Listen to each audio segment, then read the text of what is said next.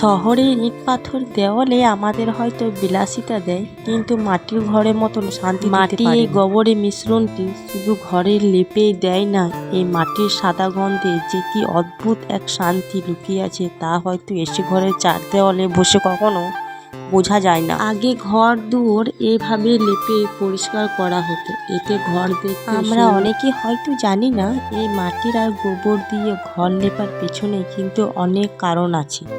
গোবর প্রাকৃতিক জীবাণু হিসেবে কাজ করে এবং ঘরকে পোকামাকড় থেকে দূরে রাখে, আর মাটির ঘর গরমের দিনে ঠান্ডা আর শীতের দিনে গরম। একটু চেষ্টা করলাম ঘর লেপার কাজটা, দেখতে যতটা সহজ করতে কিন্তু বেশ খাটনি আছে। এতে ঘর দেখতে সুন্দর হয় না, মেঝের দিকে তাকালে মনটা কেমন জড়িয়ে যায়, তাই না?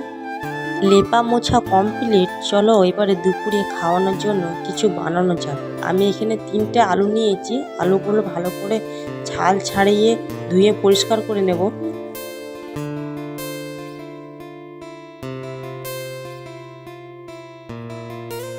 কড়াইতে তেলের উপর কালো জিরা আর শুকনো লঙ্কা ফোড়ন, ফুটানো আলু ভাজাগুলো একদম মুচমুচে করে ভেজে নেব।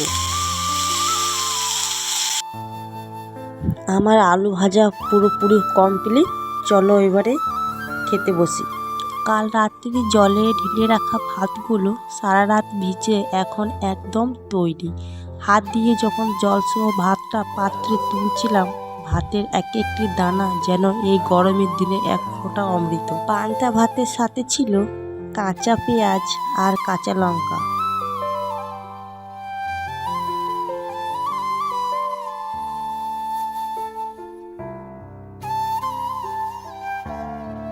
পরের নেক্সট ভিডিওতে আবার দেখা হচ্ছে।